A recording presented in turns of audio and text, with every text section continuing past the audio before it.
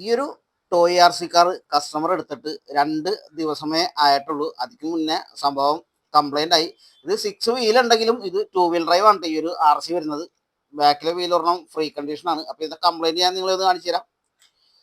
അപ്പോൾ ഇപ്പോൾ വീല് നല്ല അടിപൊളി സ്പീഡിലാണ് കേട്ടോ വർക്ക് ചെയ്യണം. പക്ഷേ ഈ സാധനം താഴ്ത്ത് വെച്ചാൽ അല്ല, ഇതാണ് അവസ്ഥ.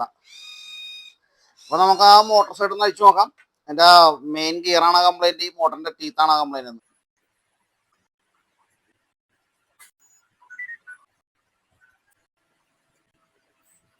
ഒട്ടുമിക്ക ടോയ് ആർ സിക്കാർക്കും വരുന്ന ഒരു കംപ്ലൈൻ്റ് ആണ് മെയിൻ ഷാഫ്റ്റിൽ നിന്ന് ഈ ഒരു മെയിൻ ഗിയർ ഇങ്ങനെ ലൂസായി പോണത്.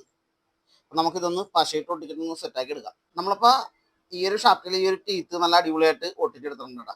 അപ്പോൾ ഒരുപാട് ആൾക്കാർ മെസ്സേജ് ചെയ്തിരുന്നത് എന്ത് പശയിട്ടാണ് ഒട്ടിക്കുന്നത്. നമ്മൾ സാധാരണ ഫെവിക്കിട്ടാണ് ഒട്ടിക്കുന്നത്.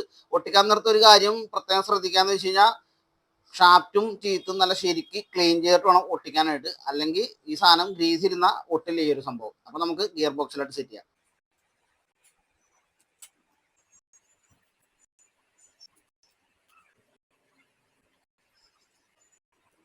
നമ്മളിപ്പോൾ ഇതിൻ്റെ ആ ഗിയർ ബോക്സ് സെറ്റ് ചെയ്ത് കഴിഞ്ഞിട്ടുണ്ടാ.